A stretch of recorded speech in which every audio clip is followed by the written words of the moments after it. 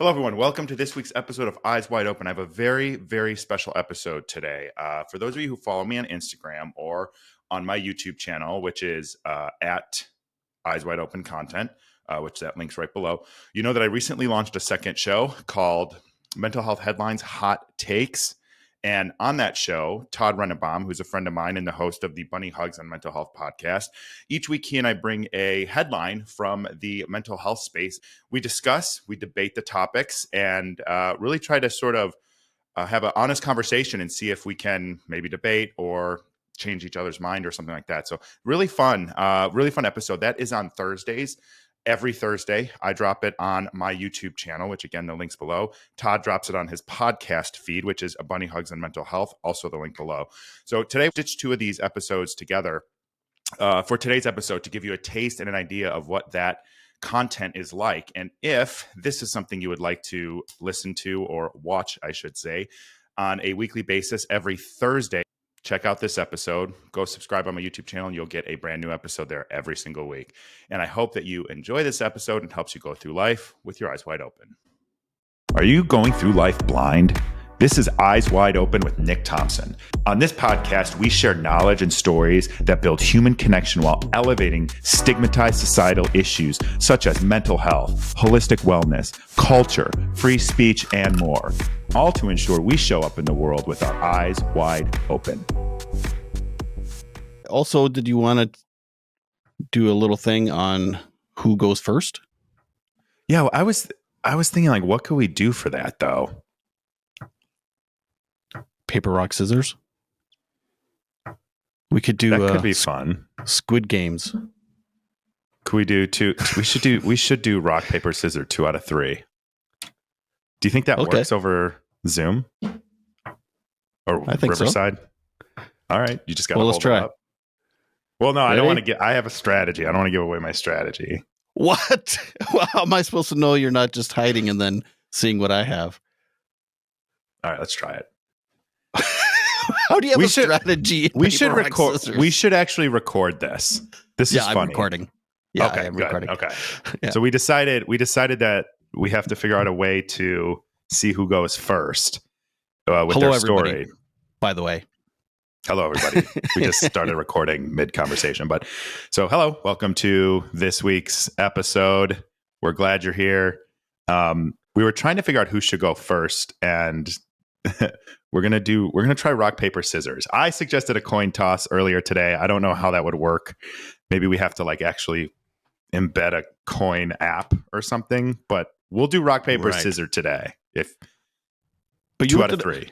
But you wanted to hide your hand. I don't understand how you have a strategy in paper, rock, scissors. Well, I just didn't want to show you what my first move would be. Oh. I strategize everything, every game. Okay. All right. Okay. So we'll do 2 out of 3. So now hold on. Do you do rock, paper, scissors, shoot, or rock, paper, scissor, and you go on scissor? I like the shoot. Okay. All right. Okay. Ready? I think I'm so nervous. Why am I nervous? This is so stupid. I am too. Okay. Ready? Rock, paper, scissors, shoot. I can't see your hand. You're cheating. Yeah, see, that's both wrong. I'm going to go up here. All right, so that was a good test. All right. Okay. All right. Rock, paper, scissors, shoot. I win. You got 1. All right, let's go. Okay. 2 out of 3. You win this one, you're in. Okay. Rock, paper, scissor, shoot. Oh, there you go. Again. You get to go first. Pick your best story. Got a good strategy. I got thrown off. Is that what that means? If you win, you go first? Yes. Or, hey, we could do it like football, right? You can go first or defer to go Captain's second. choice. Yeah.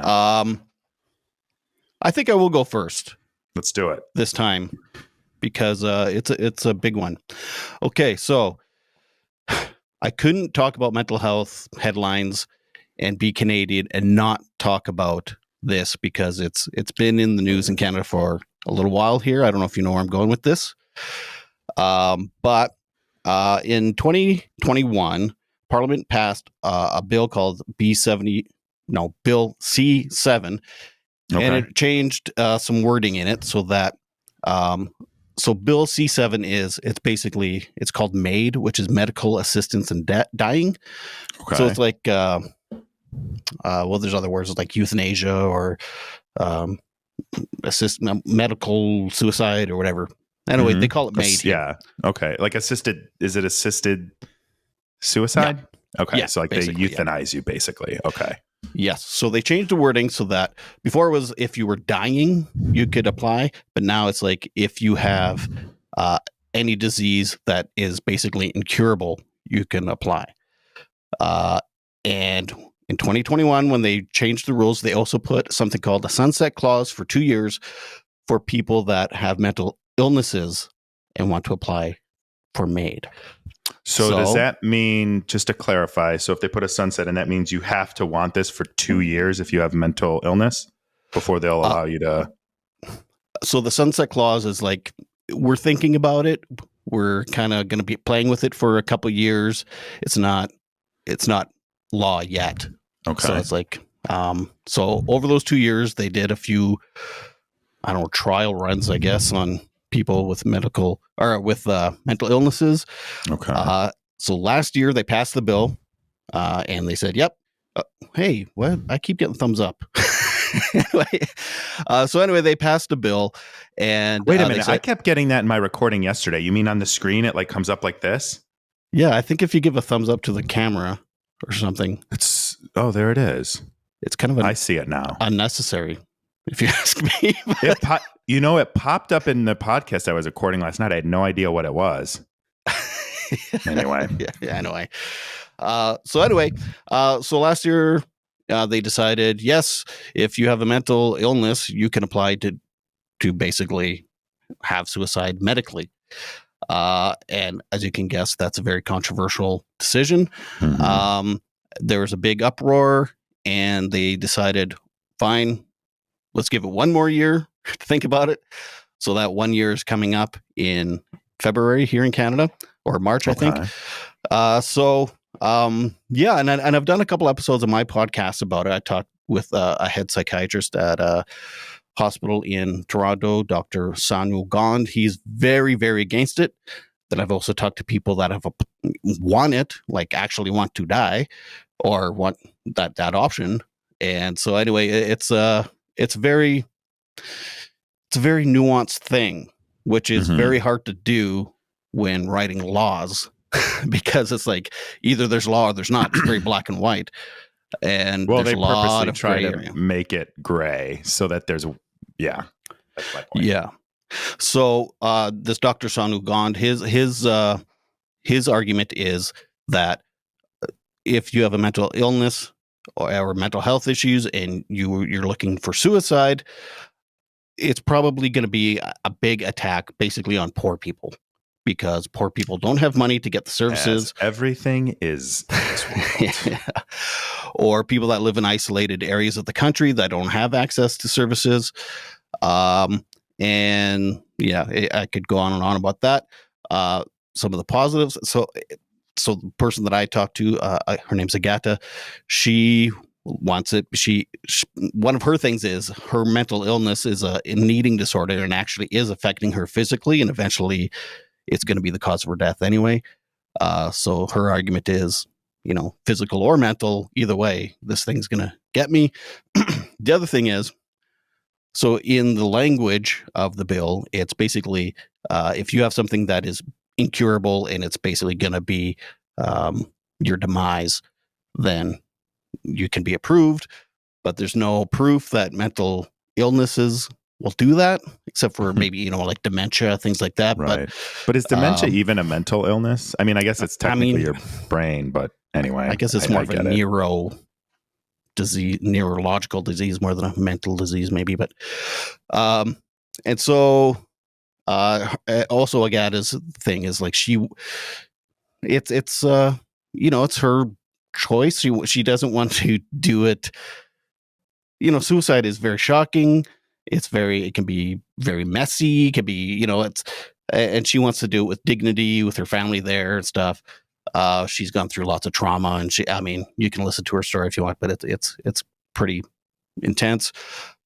And now, of course, in everything like this, there's two camps of politicians, lawyers, and doctors saying this is a good thing. Other one saying it's a very bad thing. They found that people that do apply and have been accepted to have medical assistance in dying for mental illness, they actually start to improve. So the thing is, they go through all the services all their life. They're trying to get help. Nothing's working. They apply for medical assistance in dying, and they start to improve. And it's it's a psychological thing that is like, it's almost like validation, or like they have this option. A lot of them don't go through with it because they just wanted, I don't know, they wanted that option. The other thing the doctor is saying is instead of debating this and putting money into this, why not just have services available for everybody? Well, it's because they'd probably prefer to kill the poor people or the people that, you know what I mean? I mean, joking, tongue-in-cheek kind of, but also not really, you know? Yeah, it's tough to say because like this is a very liberal government to try to pass this bill. Very conservative government doesn't want to pass this bill. Very conservative government, though, you know, quite often there's religious views. You know, you look at Catholics, you know, suicide is not an option for them. On that, is your Constitution, like, is there any Christianity embedded in it? I don't think so. It's not actually because we like have a clear separation of church and state, but like we have things like on our dollar bill that's like in God we trust, you know, stuff like that. So it gives like, it's such a murky spot that it gives both sides a little bit of room to make a case, you know, right, which complicates things when it's, I know. So there's been some lawyers that are saying if this doesn't go through, because they're saying, you know, okay, there's another year coming up here, we're supposed to make a decision. They could just say, there's three options. They could pass the bill. They could say, let's think about it some more, or they could just scrap it. And lawyers that are for are saying this is a human rights issue thing. And then there's other lawyers saying there's no legal, like this doesn't make sense legally. The government doesn't have to kill people if they don't want to. You just disappeared for a sec there. There's even different provinces have come up with their own laws. So Quebec is saying this is not an option, even if federally it passes. We are saying no. So it's causing a real. Do the provinces have the ability to override the federal? Yeah. As far as I know, they don't. But Quebec is kind of a special. They're their own little French. Commune or something. I don't know. I don't know how to describe it, but it's not their own country. They have I can't remember what the word they use, but it's basically they're the nation of Quebec or something like that. So I'm very confused. I've had opinions, and it keeps going this way, and it keeps going this way, and I'm kind of all over the place. You know, what's funny is like when it comes to like what I would call euthanasia by my natural language, I've always, like, since I was a kid, and you first take like ethics classes, right, where, you know, you learn about, and I grew up Catholic, so I went to a Catholic school from 2nd grade to 8th grade and was brought up in the church, et cetera, et cetera. So it was always one of those like euthanasia, the death penalty, abortion. Those are kind of like the key things that we focused on from like an ethics perspective. And I have also always gone back and forth because I do feel like with an assisted suicide, it's interesting because like I get it. Like if someone is in so much of a struggle and there isn't hope, I get that. But, and I've changed my mind a little bit on this because I think that we could do better with healthcare and do better with cures than we do because, you know, pharma's got a clench on everything. And so like if there's truly no hope, right? And someone's chronically ill and it's a matter of time and they're deteriorating to the point where they can't function or they can't operate in a way or give themselves the quality of life they want, I think I'm okay with it. That being said, who's to say the day after we don't come up with a cure or we don't have a new treatment or we can't prolong your or freeze your suffering? I don't know. Like, Are you talking physically or mentally? Well, both. Oh, okay. Both. Right. Okay. But like, I know we want to talk more about the mentally side, but I think it's both. When it comes to mental illness, it's like what constitutes illness? I think it's like such a nuanced. Is this the one you said was going to be very nuanced? And by the way, folks, we don't talk about these ahead of time. We like show up and then talk about them. And so all I had was that the article today was nuanced, right? Yeah. So it's like, it is nuanced and there's layers to the onion. So I guess what I think is if someone's mentally ill in the early 1900s, 1800s, would give them a lobotomy, right? Mm-hmm. Like they're not coming back from a lobotomy. I don't think you can come back from a lobotomy if we did one to somebody today, right? So it's kind of like it grows back. Yeah, exactly. Yeah, your brain and your eye or wherever they go in for, it doesn't grow back. So from that perspective, like what is the quality of life the person's going to have? And then who are we to determine that? Or who's a doctor even to determine that? Because the greatest expert in the world, they may understand what's going on with someone, what's wrong with them, but they can't understand what they're feeling, especially if the person isn't of mental, capacity or awareness to express it. So and if someone's I'm talking out loud now, if somebody's mentally ill, like severely mentally ill, and they want to die, essentially, like, are they in the right frame of mind to make that decision? And that's where I'm kind of like, I don't know. But then who are we to say, no, you have to live this way and you're never going to be happy and you're never going to feel right and you're never going to be, be able to participate in your life the way that you want to, right? Mm-hmm. So it's such a complex discussion and issue. It is. Yeah. And that was one of the arguments too that that doctor made was, how can someone decide to take their own life when they're out of their mind? I'm saying it very, tongue in cheek. Yeah. Yeah. Physically, I don't see a problem with euthanasia or MAID or whatever. It's the mental one that's a little more nuanced for me. Because one of the things for me, it's like that's part of my advocacy work is, trying to stop people from taking their lives. Mm-hmm. I'm a suicide attempt survivor. However, that was very, what's the word I'm looking for? Spontaneous. It was real spontaneous decision. There was things I could have done before and stuff.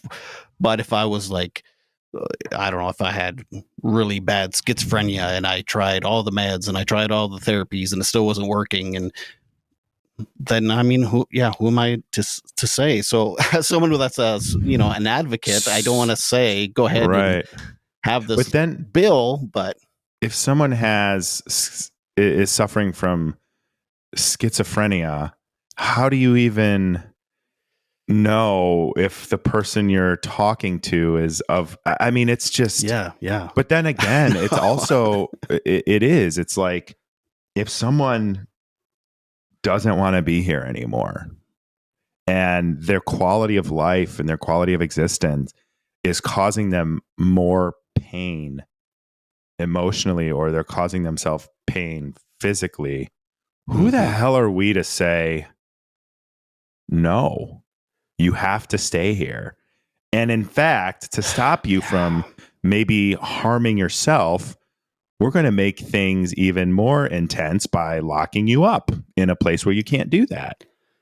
And who are we doing it for at that point? Again, I'm playing devil's advocate, because if I were to answer this, I'd be like, I have no freaking idea. I have no idea what the right answer is. And I think it would have to be, on a case-by-case basis, which even then I'm like, who gets to make these decisions? I don't know. Yeah, there are boards for each kind of hospital or zone or whatever that would make the decisions. You would have to apply and all that stuff. So it is case by case, but still. And like something I wonder is like, would something like this then say there's a lot of ex-military coming back with extreme PTSD or these people that are, these guys that then go into a public space and start doing, these big mass shootings. Would that help that or not help that? Or are these guys just assholes? Or like, what I mean? And like, yeah, it is so nuanced and there's so many things and layers. And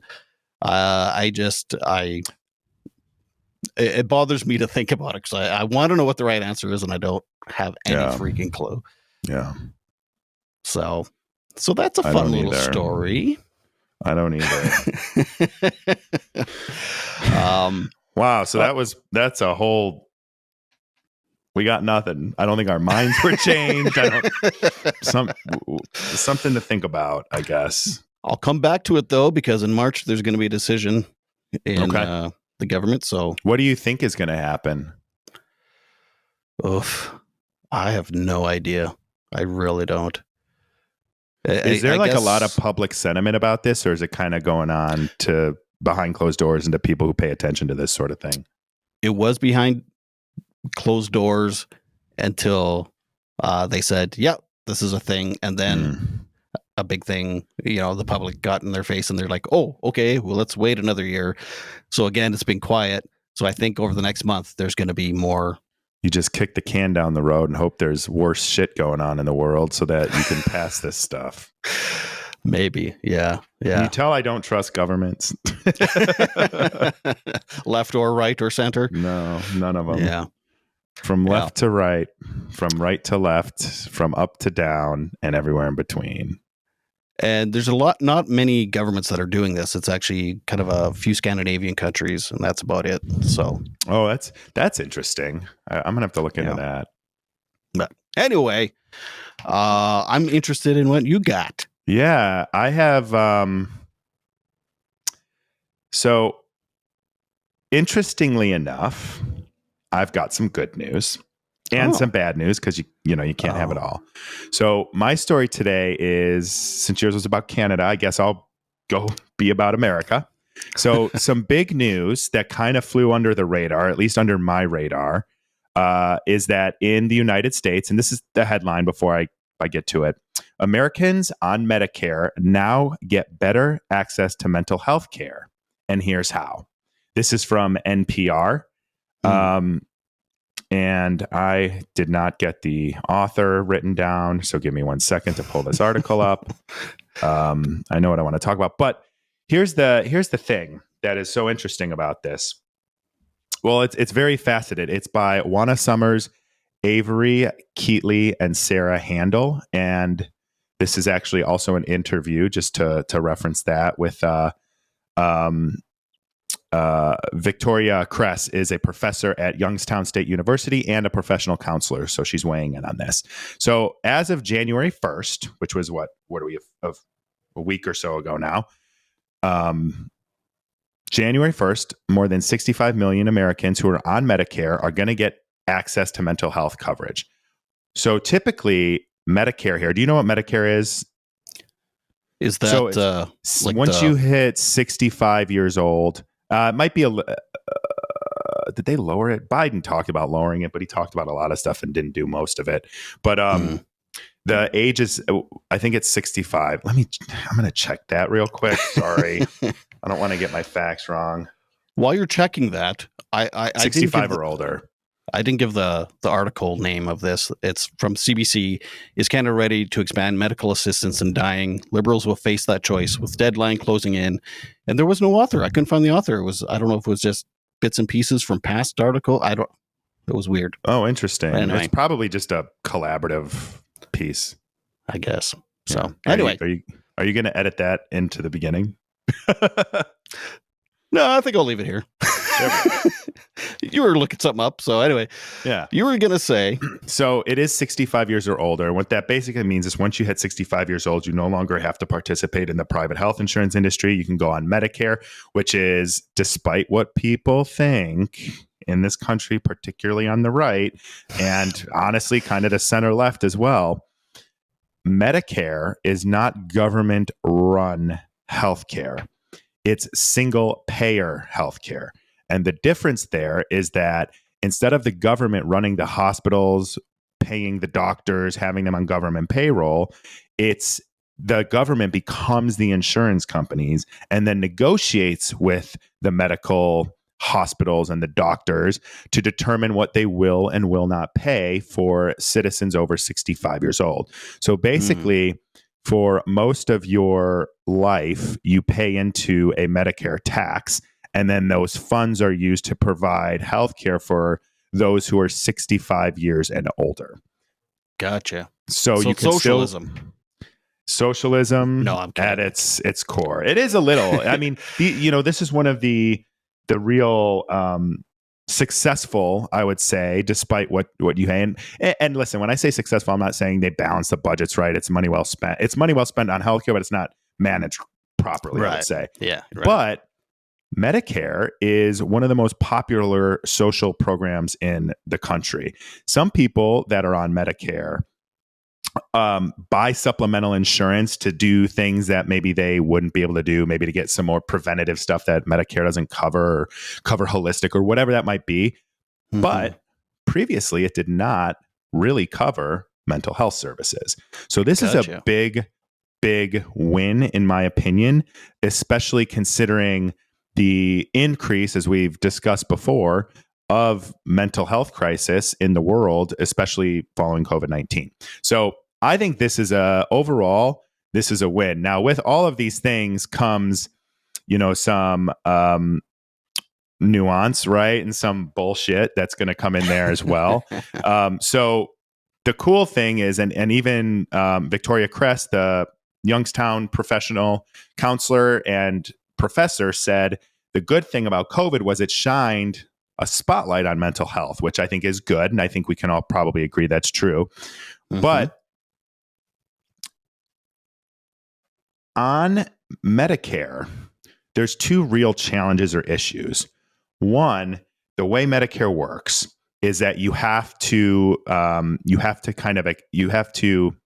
set up reimbursement if you're going to be a mental health counselor. So what that means then is if you have a mental health counselor or a professional in the mental health field, they have to be willing to set up reimbursement for Medicare, meaning that they will chase down the government to get paid is essentially what it comes down to. So there's a challenge there. So offering access, but not having the support to provide the access is issue number one that I see. But then issue number two comes down to the stigma. And a lot of older folks who are on Medicare, probably, even if they do have mental health struggles, are more likely to ignore them, suppress them, not talk about it, be ashamed, be embarrassed. You know the whole drill. I mean, we still have the stigma going on. So imagine what it would be like for our grandparents, basically. So I think that this is a huge step in the right direction, but without adequate resources that are going to accept Medicare and that have expertise working with the elderly, which there's not as nearly as many counselors with expertise working with older adults, I think these are going to be two issues that really kind of come into play if you're going to offer it, but you're not going to support it in a sense by making sure there's active campaigns and active work being done to remove the stigma, especially from older adults. And then also, if you're not going to make sure that we make it incredibly easy and even financially beneficial for counselors to accept Medicare as an insurance program. So I don't know. Right. I know it's probably a little lot for you to, if you have questions about how it works, I can answer them. But just in general, to break it down, I guess, government saying, yes, older adults, you can now get mental health services using our Medicare insurance program. And then we don't have enough counselors for you. We in general, we don't have enough counselors that are skilled in your space. By the way, not all the ones that we do are going to accept Medicare. And then also, by the way, you don't want to talk about or acknowledge or understand that you may need mental health support. So it's kind of like those three areas where I'm like, okay, this is a step in the right direction, but there's still more work that needs to be done. Right.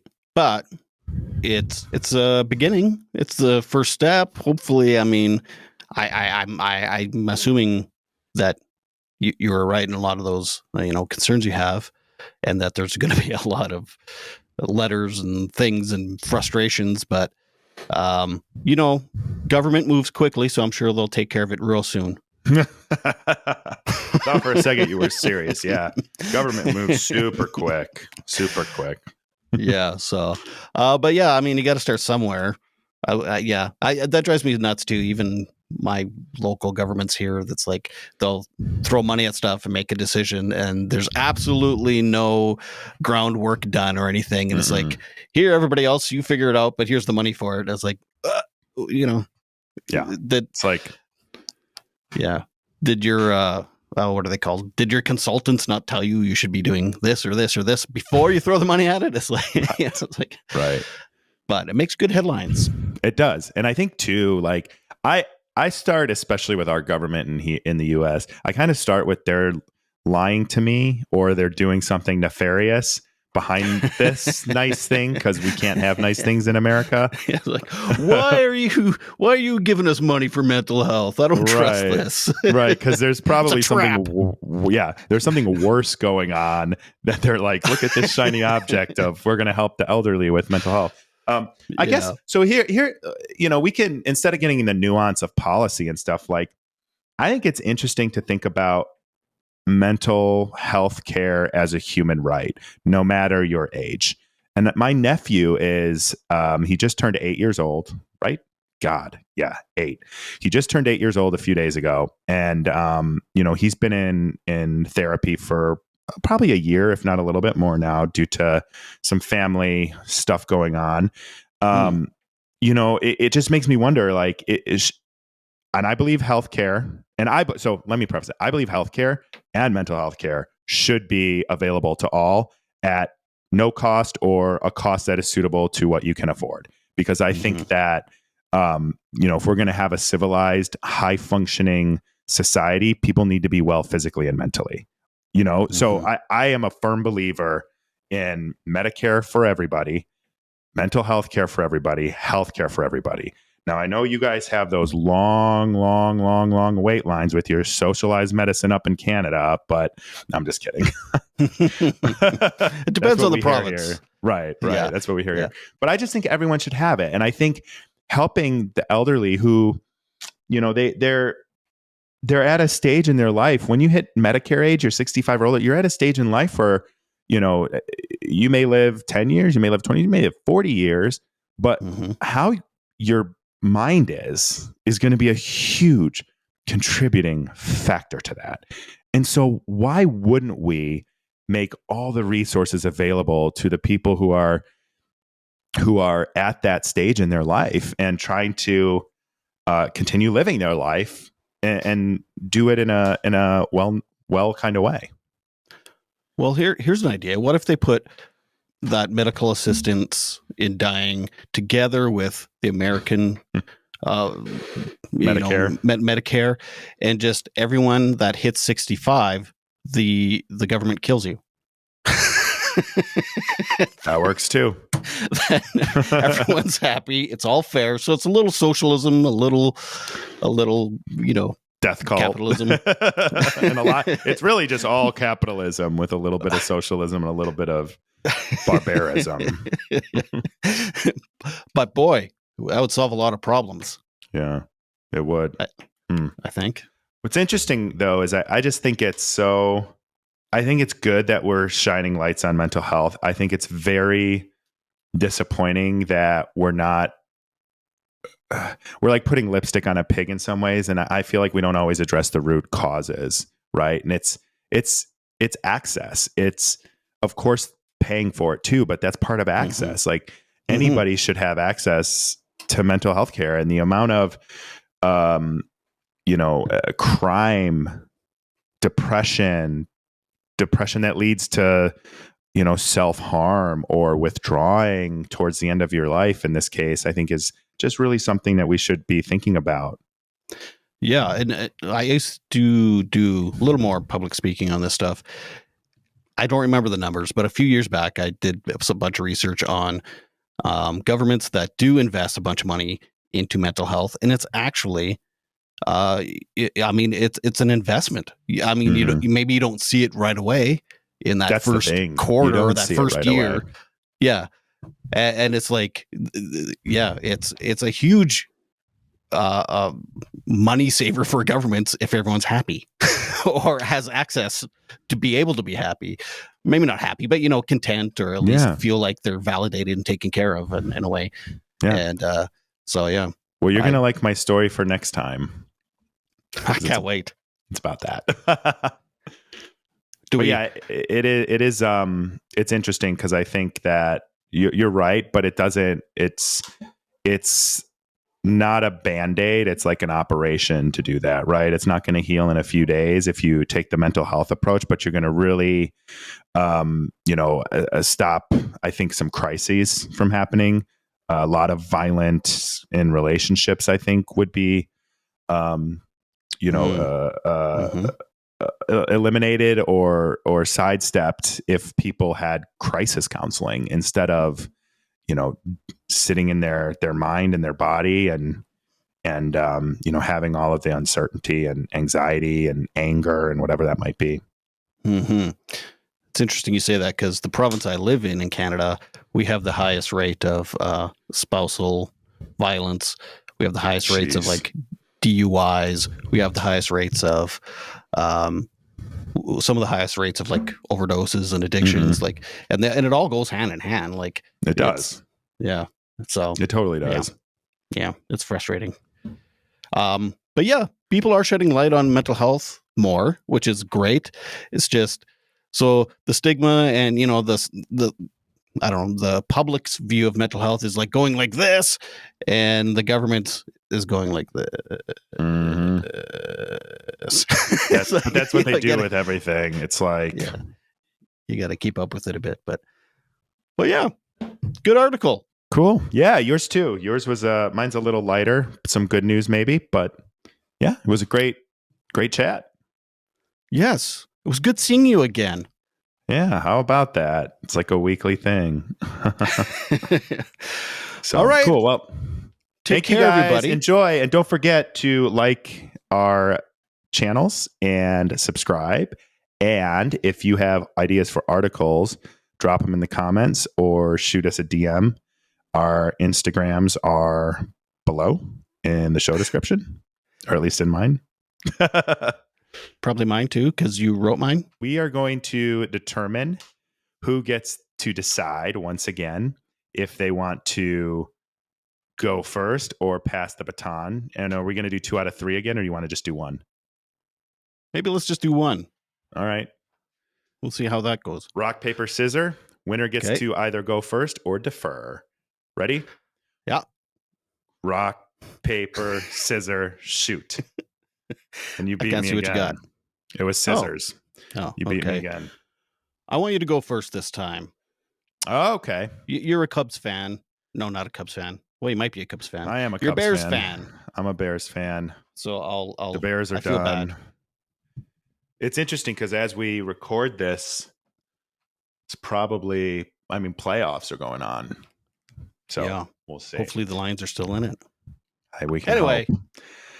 So my story today is related to Chicago, which is where I'm from. And it's from a story on MedPage Today about public health policy. And it's called Overhauling Our Mental Health System with Eric Reinhardt, who's a medical doctor. And he discusses the need for Chicago's new program policy called Treatment Not Trauma. Now, this is I'm intrigued. one of the big programs that our mayor, who's been mayor about 8 months now, Brandon Johnson. Full disclosure, I worked on his campaign in Chicago.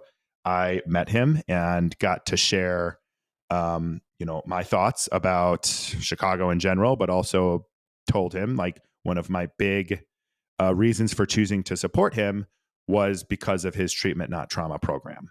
And the reason for that is because crime is up in Chicago, which anybody around the world knows. Now, they'll tell you it's a war zone. It's not a war Hmm. zone, but it's funny because people think they're going to just get shot walking off out of the grocery store or something. It's not like that. But Hmm. um, So more police in jails more is what's police in jail, needed. right? Gotcha. And so he ran on the program of treatment, not trauma, and it was an initiative that's been years in the making in Chicago. Our last mayor talked about it, didn't do anything about it. And it's basically an agenda to build non-police crisis response systems in Chicago and reopen the 19 community health care mental health, sorry, the 19 community mental health care centers is what I meant to say. It's to open 19 of those because over the last 20 years or so, they closed 14 of them. And lo and behold, you watch the trends, and guess what? Those close, crime goes up. Maybe it's a coinky dink, but I don't know. So, as I said, this was one of the big reasons that I supported Brandon Johnson. And basically, we have a system in this country where police are. I actually don't even want to get into police. We'll probably have. I don't even want to get into police. But Okay. basically, they're not trained in handling crises. They're trained in arresting people and using their guns. And when you have, um, people who have mental health challenges or mental health needs, according to this article, they're 16 times at a greater risk of being killed by the police. Okay. Hmm. So you can see how this is super important to not just our mental wellness, but our overall community here in Chicago and the various communities within Chicago. So I think this program is incredibly powerful. I think it's a good start. I don't necessarily think that it just stops at opening up these 19 mental health service government facilities. Facilities. Yeah, but it's a huge step in the right direction because we need non-police crisis responses. We need places where people can go when they need mental health support because and also not have to worry about the financial burden because a lot of Hmm. the places where this crime and these violent crimes are happening and these crises are happening, they're in low income areas and people don't have access to basic human need resources, let alone mental health services. So I think this is I fully support this program. I think that if people need a place they can go when they're in crisis or they're struggling, ideally, hopefully before they're in crisis, they can find that connections and get the care that they need to preemptively stop some of these violent crimes that happen in the country or in the city and the country, but in the city. So You bleeding heart. I'm a bleeding heart humanist. It's kind of controversial apparently, but anyway, I support I support this movement.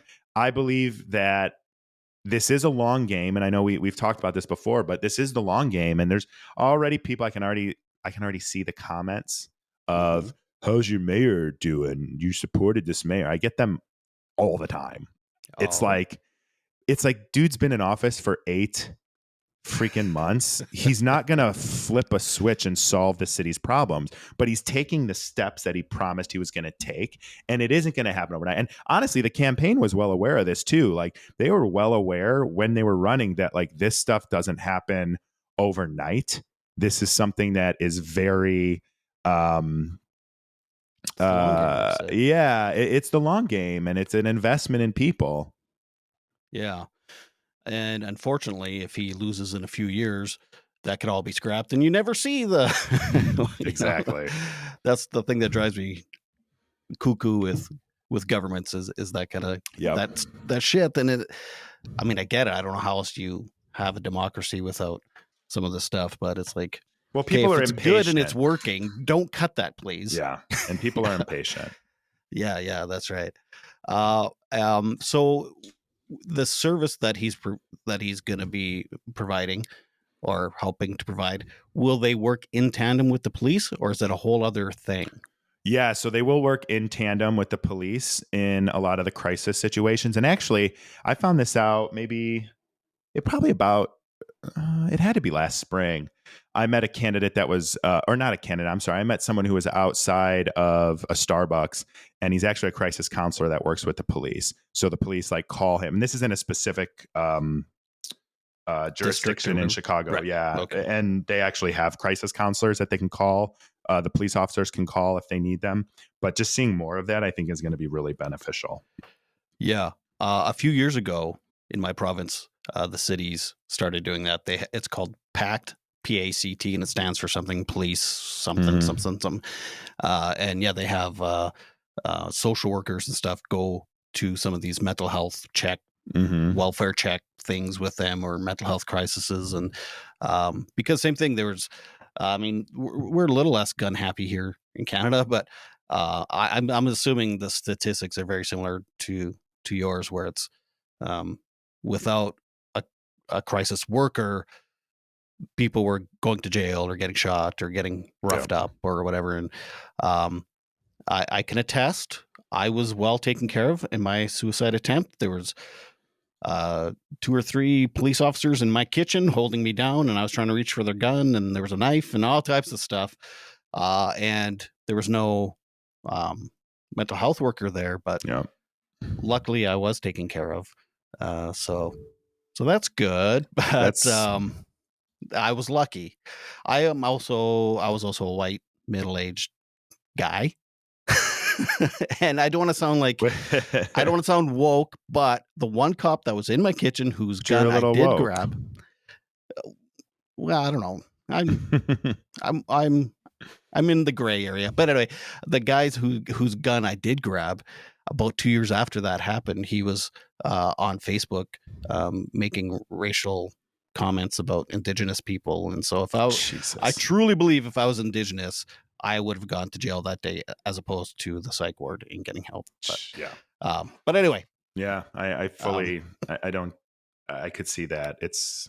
Yeah. so that's just a whole other reason to have like a non police partisan person in there that's a mental health worker Yeah. that comes to Well, crises. yeah, and that's the thing with like guns and stuff too. You just can't f around with the guns. Yeah. And I mean, even when I was in the psych ward, there was security would come, be called once in a while. Anyone that's in a uniform that looks official and has a very nice haircut, Mm-hmm. they do not de-escalate things. Just having that person in view escalates things because, you know, people, that's It's just a human threat. nature. Yeah, it's a Yeah, it's a threat. human nature. It's like, oh God, the cops are here. Now I'm really Yeah. getting amped up. Whereas if someone's like, hey, you know, I Yeah. don't know what the social workers wear look like, um, but yeah, it is threatening when Yeah. law and security come to your room or to your house and they're like, yeah, banging on your door. We want to make sure you're safe. I know. It's like, It's just but anyway, so alarming. I mean, so yeah, that's cool that you have a forward thinking dude like that. Sorry, am I yeah, rambling? no, he's Okay. probably the most progressive mayor. I mean, the system will probably eat him, chew him up, and spit him out. But yeah, you can just tell, and just from meeting him and stuff, his heart's in the right place. It's just whether or not he can follow through when everything's against him. Right, right. Okay. You ready for All right, mine? on to the next. Let's go. Okay, this was in sciencedaily.com and again I couldn't find the author of it. But it was a study out of University of Texas Sounds at like it's more Austin. fake news. It's fake Just news out of kidding. Texas. It's caregiving can be stressful, but it can also lower risk of depression. Becoming a caregiver to an aging parent or spouse can be stressful, but a new study is questioning the idea that family caregiving is also a risk factor of depression. The study published in the journal Advances in Life Course Research found that depression in adult caregivers is mostly driven by having a loved one experience serious health problems, while becoming a caregiver is associated with fewer symptoms of depression. Hmm. So, this assistant professor in the Department of Human Development and Family Sciences, who is the author of the paper, Sao Huang Han, I have no idea if I said that right, found that adult children become more depressed as their parents age, but there's no proof that actually becoming their caregiver is actually more depressing. So it's actually there's sorry, I'll keep going. Rather, I found this is a quote. Rather, I found that caregiving alleviated the extent to which adult children become depressed in response to their mother's health problems, suggesting that there may be something protective about being able to help others we care about. So actually, caring for people you love is not depressing, apparently. Hmm. I mean, the depressing part is watching them age and deteriorate and stuff, but being Right. there for them and being their caregiver and being able to have empathy for them and stuff, that's actually like it almost like outweighs or counterbalances the grief of losing that parent in a way. Um uh, he goes on to this is the stat was interesting. About 1 in 5 Americans are providing caregiving to an adult with health and functional needs, and about half of people over 50 are caregivers to older adults, which I didn't realize there was so many people caregiving other people. Yeah, I didn't either. I mean, I guess I'm not surprised. It's just not something I'd think about. Yeah, I'm thinking about it more because my parents are aging and my Yeah. wife's parents are aging and going through some stuff. Um, and it did talk a little bit about spouses, caregiving for spouses, and it was kind of the same results that Hmm. um, you know he called it depressing watching them age and stuff. Hmm. I think it's that might be more grief Right. than it is Yeah. depression, um, but Well, the fact I that think they can, like, grief can cause situational depression, right? right, yeah, Yeah. exactly, yeah, but the giving back and the caregiving part, and knowing that you're able to help them kind of alleviates some of the depression. Y- Again, if Yeah. you go probably poor people, it's different. Well, you know, my grandpa passed away, and this was a long time ago. I was in high school, and my grandma, um, she had some pretty bad arthritis, so she couldn't move like she used to. She couldn't do all the, Mhm. especially the outside chores. Like, she would still clean and stuff, but she couldn't do the outside, the mowing the lawn, she would always find a way to weed, though, do her weeding and plant her Mm. roses. But she wasn't able to. So my dad, who was, we were working class, so he was renting an apartment, and when the lease was up, he moved in with my grandma to help, just take care of the house and make sure she could keep it. And over time, her health deteriorated physically. Mentally, she was pretty sharp still, and it became much more of a caregiving situation.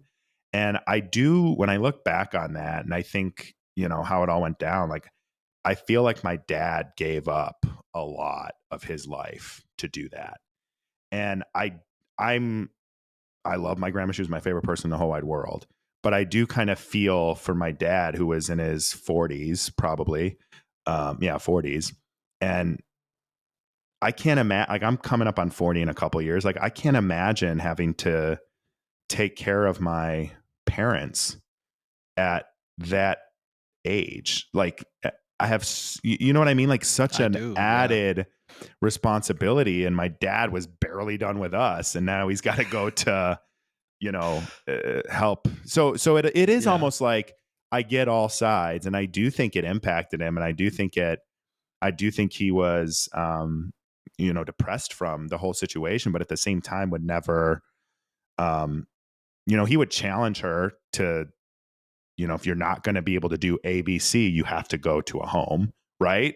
And Mhm. usually she would, it would push her because she didn't want to. And, there was stuff like that. But all in all, like, he gave up years and years of his life, in, potentially, like, prime years of his life, to take care of his mom. And it's like, where, is that fair? Is that right? Like, what is right? What's the line? Yeah, I know, and I mean, it is situational too. I Yeah. mean, this is general speaking, but um, in the article, it did say it gives some people purpose, like some people that just Yeah. it is a very soul filling thing, but for people like I couldn't. I love my parents, but it would be hard for me to do it because I'm having a hard time just taking care of my goddamn self, let Oh, alone I know. my children. And then, put my life on pause to help them. And Yeah. ooh, yeah. So, but yeah, and then you think of like places like Italy and France, where it's like multi generations are living in the same house, and it's just they're all taking care of each other, and how lovely that is. And Yep. some of the more poorest countries in the world are actually some of the most content because Yeah. they do have. But you know what's interesting too is I think I've told you this before, maybe not. I worked for a company that was based in Sweden, so I spent a lot of time in Sweden. They actually have a very good system there where when you get to a certain age and you can't live on your own anymore, there's like full. It's not like home. I don't know what it's like in Canada. Homes here are really depressing. Like you get a small room, you get mashed potatoes, Salisbury steak on a good day. Like it's not a pleasant place to be, and it's different in Sweden. Like they actually have like housing and neighborhood and nurses that visit to do this stuff, but like you still have sort of that autonomy of having your own space and still being in a community of other people who also need assisted living. So I think there's like things we could do better, more in that model, while not completely losing that like cohesiveness and that closeness that comes with the examples you shared. Yeah. It'd be nice to combine those two somehow. And I mean, every culture is different, every country is different, every government's different. I mean, I as a Canadian, just viewing Americans, it's like, a lot of tax money goes to the military as opposed to, what do they call it, from crib to coffin, taking care of. And it's like, that's socialism and it's a dirty word and stuff. And here too, I mean, people, we socialize the weapons manufacturers in this country. Yeah, that's right. But here in Canada, there's private and government owned care homes, and it does sound like you get what you pay for. Yeah. The sad ones are generally, well, the cheap ones, and so the government run ones, and then other people are like, it's like a country club. Yeah. So yeah. So, once again, it comes down to class. Hey, I'm classy, man. But I'm low class.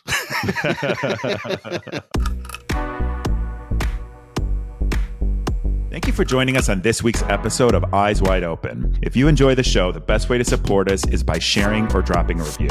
For more information and content, check out engagewithnick.com or find me on Instagram at nthompson513. Don't go through life blind. Do the work so you can show up in the world with your eyes wide open.